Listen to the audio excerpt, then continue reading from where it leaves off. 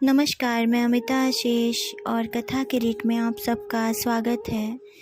प्रस्तुत है आज की कहानी जिसका नाम है अभागिनी का स्वर्ग और जिसे लिखा है शरत चंद्र चट्टोपाध्याय जी ने। धान के व्यापार से संपन्न बने ठाकुरदास मुखर्जी की वृद्धा भार्या 7 दिनों तक ज्वरग्रस्त रहने के बाद स्वर्ग सिधार गई। मुखर्जी महाशय का भरा पूरा परिवार था। उनके 4 लड़कों और 3 लड़कियों के भी बाल बच्चे थे। मुखर्जी की पत्नी की मृत्यु पर उनके परिवारजनों के अतिरिक्त इष्ट मित्रों, बंधु बांधवों और अड़ोसी पड़ोसियों के जमावड़े से शोक ने उत्सव समारोह का रूप ले लिया था। धूमधाम से निकाली जाने वाली अर्थी को देखने के लिए गांव भर के लोग घर के बाहर आ जुड़े। रोती हुई लड़कियों ने माँ के दोनों पैरों के तलवों में गाढ़ा महावर तथा माथे और सिर पर सिंदूर लगाया। बहुओं ने बड़े आदर से बुढ़िया के शरीर पर चंदन लगाया और फिर बहुमूल्य रेशमी वस्त्रों से शव को ढक दिया। सभी स्त्रियों ने श्रद्धापूर्वक वृद्धा को प्रणाम किया और उसकी चरण धूलि को सिर माथे चढ़ाया। पुष्प, गंध, धूप, दीप, इत्र आदि देते समय ऐसा लगा मानो किसी नवविवाहिता को मायके से आनंद उल्लास के साथ ससुराल भेजा जा रहा हो। वृद्ध मुखर्जी अपनी जीवन संगिनी को अंतिम विदा देते समय अपने आंसुओं पर नियंत्रण नहीं रख सके, लेकिन फिर भी अपनी गीली आंखों को पोंछकर शोकमग्न पुत्रियों, बहुओं तथा परिवार की अन्य स्त्रियों को सांत्वना देने लगे। हरि बोल का तुमुल नाद करता हुआ सारा गांव अर्थी के साथ शमशान को चल दिया। इस भीड़ से हटकर अपनी कुटिया की बगिया में बैंगन तोड़ती कंगाली की माँ भी ऐसी शानदार शव यात्रा से इतनी अधिक प्रभावित हुई कि सारे काम धंधे को भूलकर अपनी आंखें पोंछती हुई अर्थी के पीछे पीछे चल पड़ी। गांव के बाहर गरुड़ नदी के तट पर शमशान है। वहाँ पहले से ही लकड़ी, घी, चंदन, धूप, दीप, मधु और राल आदि सारा सामान पहुंचा दिया गया था। दूली नामक छोटी जाति की स्त्री होने के कारण कंगाली की माँ के लिए शमशान भूमि में जाना निषिद्ध था। अतः वह दूर किसी ऊंचे टीले पर खड़ी होकर अंत्येष्टि क्रिया को देखने लगी। शानदार ढंग से सजी धजी चिता पर शव को रखा गया। वृद्धा के पैरों में महावर को देखकर कंगाली की माँ निहाल हो उठी। उसका बस चलता तो उसके पैरों के तलवों में लगे महावर को अपने माथे पर लगाकर अपना जीवन धन्य कर लेती। लोगों के कंठों से निकलती हरि बोल की ध्वनि और ब्राह्मणों द्वारा मंत्रोच्चारण की ध्वनि के साथ जब वृद्धा के पुत्रों ने उसे मुखाग्नि दी तो कंगाली की माँ भी द्रवित होकर अश्रु वर्षा करने लगी और भगवान से प्रार्थना करने लगी कि उसे भी यथा समय कंगाली से मुखाग्नि पाना सुलभ हो। वह मुखर्जी महिला के भाग्य को सराहती हुई बोली, इसमें रत्ती भर भी संदेह नहीं है कि तुम सीधी स्वर्ग को जा रही हो। पुत्र के हाथ से दाह संस्कार का होना कोई साधारण बात नहीं अपितु सौभाग्य का सूचक है। फिर पति, पुत्र, पुत्री, पौत्र, पौत्री, नाती, नातिन तथा दास दासियों आदि की उपस्थिति में विदाई तो विरले भाग्य वालों को ही मिलती है।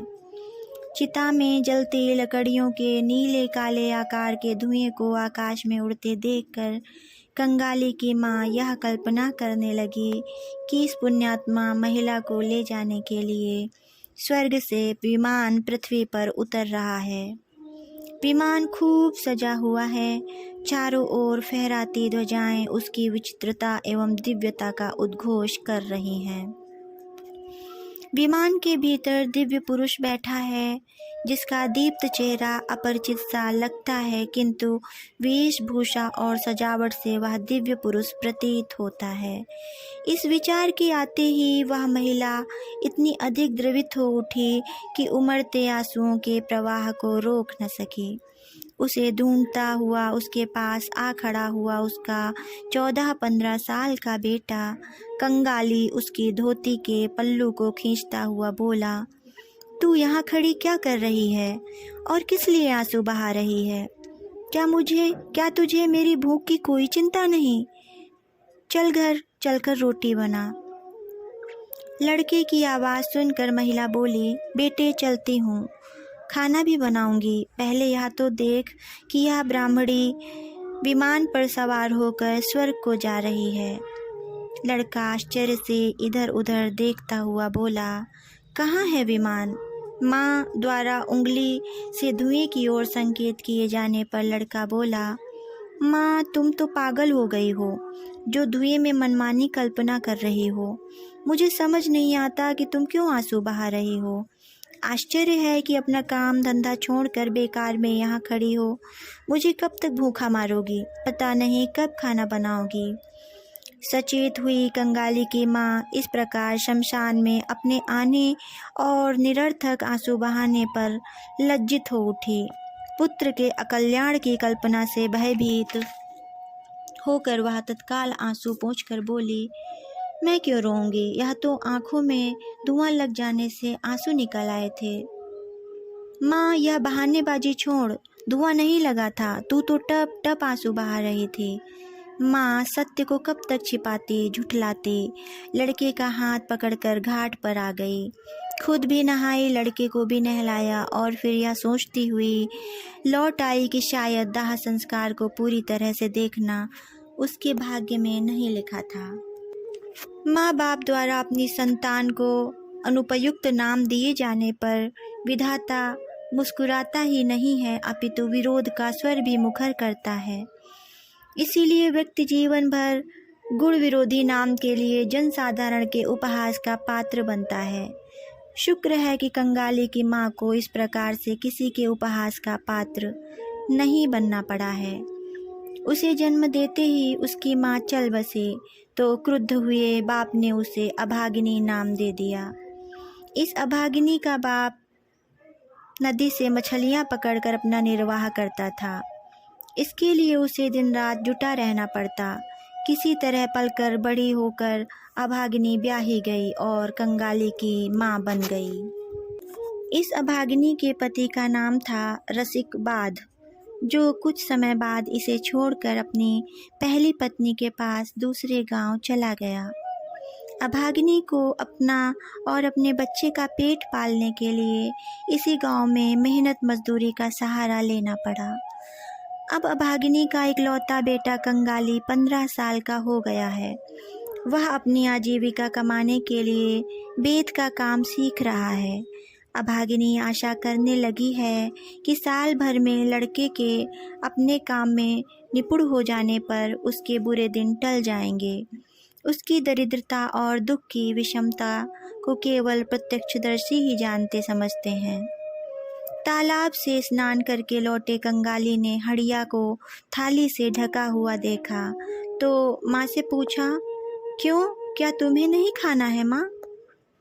बेटे देर हो जाने के कारण भूख जाती रही है। विश्वास न करते हुए भी बालक ने हड़िया देखने का हठ किया। अभागिनी इसी बहाने से बेटे को कई दिनों से टालती आ रही थी, किंतु आज पोल खुल गई। हांडी में एक व्यक्ति के खाने जितना भात था। वह माँ की गोदी में आ बैठा। इतनी बड़ी आयु के लड़के प्रायः माँ की गोदी में नहीं बैठते, किंतु रुग्ण रहने के कारण कंगाली का अपना कोई संगी साथी नहीं बना था, अतः वह प्रायः माँ की गोदी से चिपका रहता था। आज भी उसने अभ्यासवश वही किया।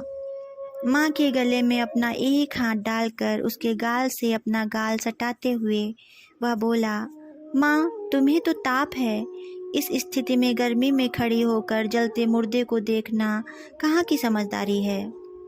बेटे के मुंह पर हाथ रखती हुई अभागिनी बोली, बेटे, सती महारानी के विमान पर सवार होकर स्वर्ग जाने को मुर्दा जलना नहीं कहते, इससे पाप लगता है। बार बार तुम यही कहे जा रही हो, यहाँ से कोई मुर्दा विमान पर सवार होकर नहीं जाता, सब कुछ यहीं राख हो जाता है। बेटे, मैंने ब्राह्मण महारानी को अपनी आँखों से विमान पर बैठे देखा है। उसके लाल पैरों को मेरे साथ और भी बहुतों ने देखा है।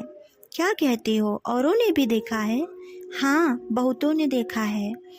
माँ की छाती से लगा कंगाली सोच में पड़ गया कि क्या उसके कथन पर विश्वास करे अथवा नहीं। अब तक तो वह उसके प्रत्येक कथन पर विश्वास करता आया है, ऐसा वह अपना अभ्यास बना चुका है। जब वह कहती है कि वह केवल अकेली उससे ही नहीं अपितु बहुतों ने यह सब देखा है, तो सच ही होगा। थोड़ी देर में वह बोला, माँ, तब तो एक दिन तुम भी स्वर्ग को जाओगी। उस दिन राखाल की बुआ से लक्ष्मी की माँ कह रही थी, दूल्हों में सतीत्व का आदर्श तो कंगाली की माँ ही है। अभागिनी के चुप रहने पर कंगाली बोला, माँ, बापू के तुझे छोड़ देने पर कितने लोगों ने तुझसे विवाह का प्रस्ताव रखा, प्रलोभन दिए, किंतु तूने किसी की नहीं सुनी। सबसे यही कहा, कंगाली बड़ा हो जाएगा तो मेरे सारे दुख कष्ट मिट जाएंगे। अच्छा माँ, यदि तू विवाह कर लेती तो मेरा क्या होता? मैं तो भूखा प्यासा मर जाता। माँ ने बेटे को अपनी छाती से चिपका लिया। वस्तुतः उसे उस दिन ऐसी सलाह देने वालों की ही नहीं अपितु दबाव डालने वालों की भी कमी नहीं थी। कुछ तो धमकाने डराने से भी बाज नहीं आए। उस दिन को याद करके वह रो पड़ी। माँ के आंसू पोंछते हुए कंगाली बोला, बिछौना लगा दूं? क्या नींद लेना चाहेगी? माँ की चुप्पी पर कंगाली ने चटाई बिछाकर बिस्तर लगा दिया, छोटा तकिया भी साथ रख दिया। इसके बाद वह माँ के हाथ को पकड़कर उसे बिस्तर पर सुलाने लगा। तो माँ बोली, बेटे, आज तुम मेरे पास ही बैठे रहो, तुम्हें काम पर नहीं जाना है। काम पर न जाने के माँ के सुझाव से कंगाली प्रसन्न हो उठा। फिर वह बोला, माँ, यदि काम पर न गया तो जलपान के लिए 2 पैसे भी नहीं मिलेंगे। ना मिले, आ मेरे पास, मैं तुझे कहानी सुनाती हूँ। अधिक विवाद किए बिना कंगाली माँ की छाती से लग गया और बोला, हाँ माँ, राजकुमार, कोतवाल, घोड़ा और पक्षीराज वाली कहानी सुना। अभागिनी कई बार सुना चुकी कहानी फिर से सुनाने लगी, किंतु बीच में ही वह उस घिसी पिटी कहानी को छोड़कर दूसरों से सुनी कहानी सुनाने लगी। बुखार तेजी से बढ़ने के साथ वह नई नई कहानियाँ सुनाने लगी। इधर कंगाली भय, विस्मय और आशंका से घबराकर माँ की छाती से और अधिक दृढ़ता से चिपक गया। दिन डूबने के कारण संध्या का अंधकार बढ़ने लगा, किंतु घर में दीपक जलाने की सुधि किसी को भी नहीं थी। अंधेरे में माँ की छाती से चिपका कंगाली माँ के दिल की बढ़ती धड़कन को सुन रहा था। वह ब्रह्मांडी की शमशान यात्रा और स्वर्गारोहण की चर्चा को दोहराए जा रही थी। शोक विह्वल परिवारजनों का उस सती की चरण धूलि को लेकर उसे विदा देने का वर्णन बड़ा ही मार्मिक था। हरि बोल की व्यापक ध्वनि के साथ वृद्धा की अर्थी का उठना भी अभागिनी के लिए आनंद का विषय था।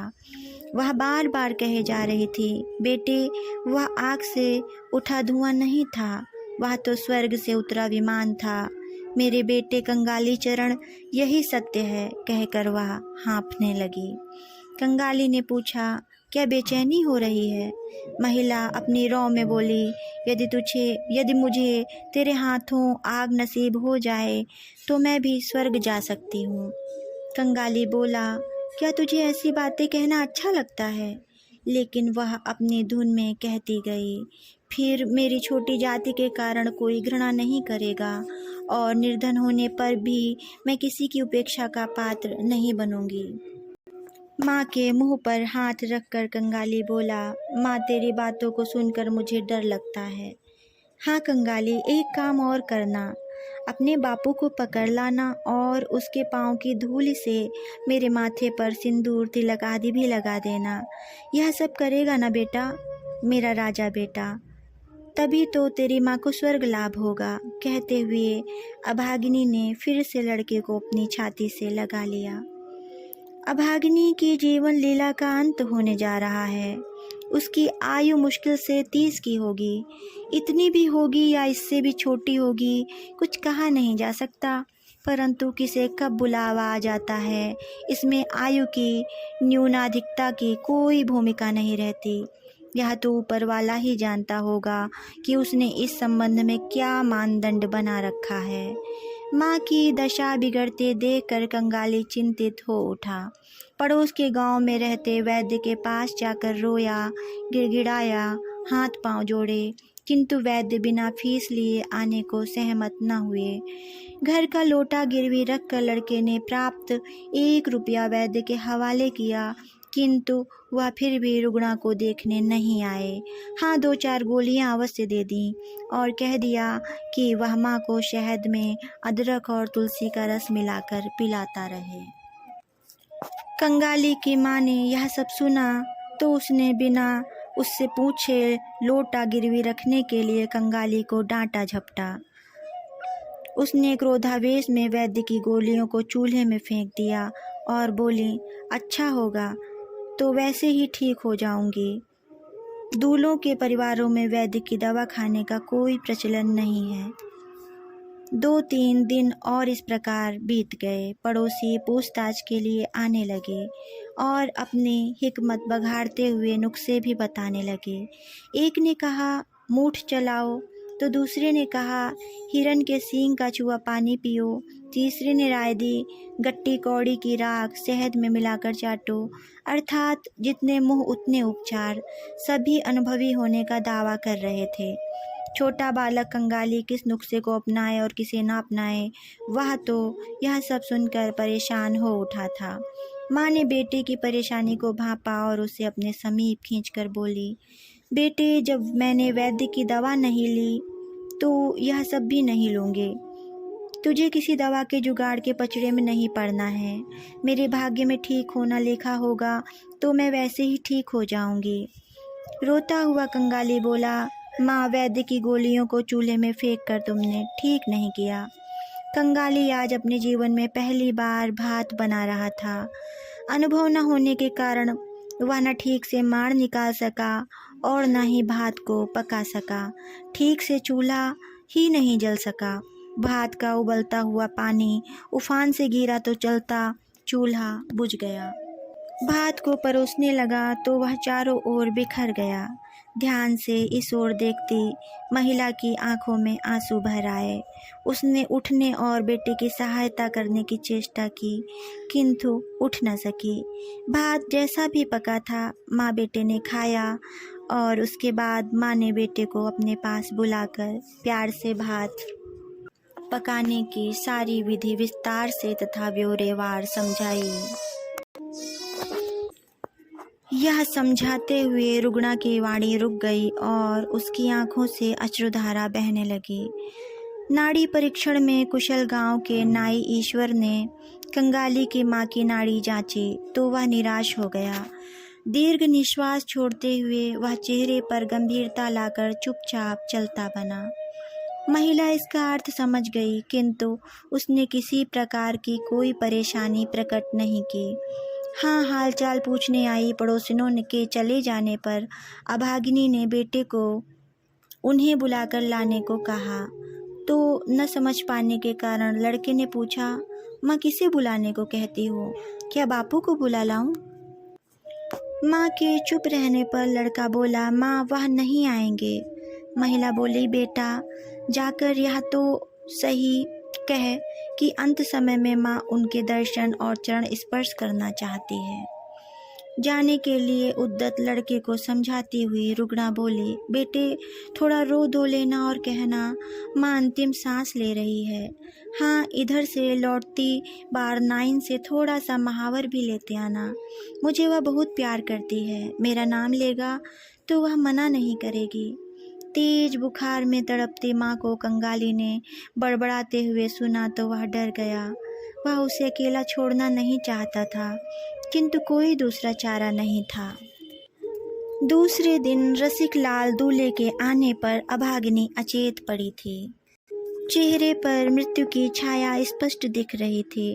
नेत्रों की ज्योति पहले ही साथ छोड़ चुकी थी। किसी अज्ञात लहर से आई थोड़ी सी चेतना से उसने पति के चरणों को छूने की इच्छा से अपने अशक्त हाथ को आगे करके फैलाया। रसिक जड़ बना खड़ा था। वह तो सपने में भी नहीं सोच सकता था कि कोई उसके चरणों की धूलि से अपनी मुक्ति की कामना कर सकता है। जिस स्त्री को वह असहाय अवस्था में छोड़ गया था, वही स्त्री उसकी पूजा करेगी, यह उसकी कल्पना से बाहर था। फिर भी उपस्थित महिलाओं के अनुरोध पर उसे अपनी पत्नी को अपनी चरण धूल देनी ही पड़ी। राखाल की माँ बोली, ऐसी सती को तो ब्राह्मणों कायस्थों के घर जन्म लेना चाहिए था। न जाने किस अपराध से यह बेचारी दूल्हों के यहाँ उत्पन्न हुई है।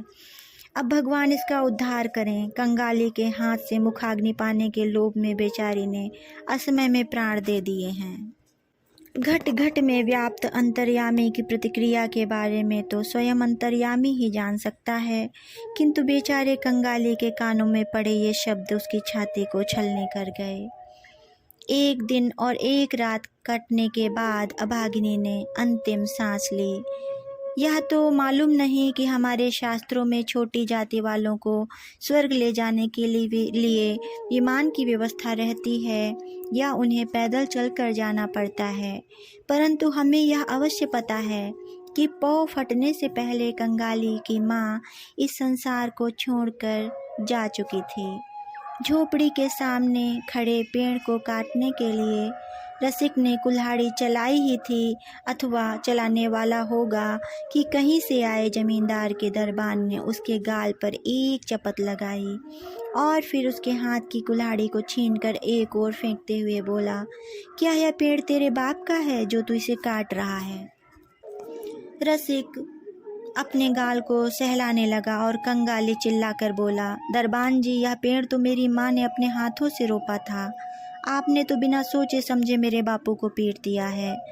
दरबान ने कंगाली को मोटी सी गाली दी। माँ के शव के पास बैठे कंगाली को छूने से अपवित्र होने की आशंका न होती तो दरबान ने उसकी पूरी खबर ली होती। शोरगुल सुनकर इकट्ठे हुए लोगों में किसी को भी यह कहने का साहस न हुआ कि रसिक का बिना पूर्व अनुमति के वृक्ष काटना उचित था। लोग हाथ जोड़कर और पैरों में गिरकर दरबान से पेड़ काटने की अनुमति देने की गुहार लगाने लगे। इसका कारण सभी का कंगाली की माँ की अंतिम इच्छा अग्नि में जलना से परिचित होना था। उन्होंने दरबान को भी इस बात से अवगत कराया, किंतु दरबान बोला, यह सब चालाकी मेरे साथ नहीं चल सकती। इधर लोग दरबान की खुशामद कर रहे थे, उधर कंगाली तेजी से दौड़कर जमींदार की कचहरी में जा पहुंचा। उसने लोगों से सुन रखा था कि छोटे लोग अत्याचारी और क्रूर होते हैं, जमींदार साहब तो उदार और दयालु हैं। उसने सोचा कि यदि मैं दरबान की जाति की बात जमींदार के कान में डाल दूंगा तो शायद मुझे उनकी कृपा सुलभ हो जाएगी, किंतु उस नादान एवं भोले भाले बालक को यह नहीं मालूम था कि बंगाल में जमींदार और उसके कारिंदे एक ही थैली के चट्टे बट्टे हैं। जमींदार साहब का गुमाश्ता अधर राय संध्या पूजा से निपटा ही था कि कंगाली उनके सामने आ खड़ा हुआ।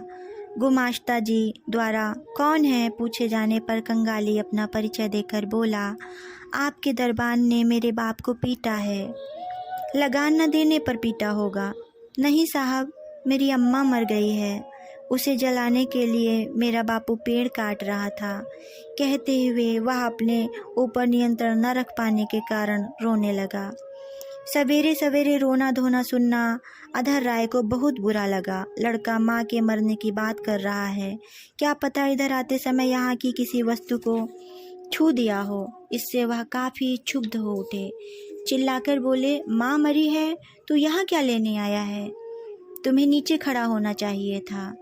इसके बाद अपने कर्मचारी को आवाज़ देते हुए बोले, अरे कौन है नीचे? थोड़ा गोबर पानी छिड़क कर इस स्थान को पवित्र करो।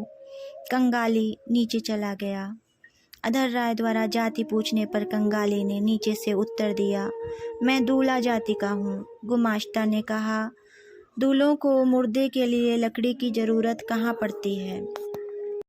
कंगाली बोला, माँ मुझे आग देने के लिए कह गई है, आप किसी से भी पूछ सकते हैं। कहते हुए वह फूट फूट कर रोने लगा। अधर राय ने कहा, माँ को जलाना है तो पेड़ की कीमत 5 रुपए चुका दे।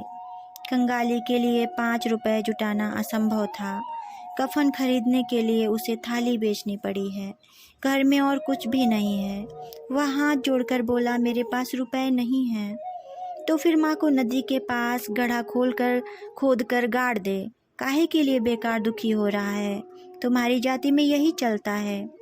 कंगाली बोला, यह पेड़ तो हमारे आंगन में है और इसे मेरी माँ ने ही रोपा था।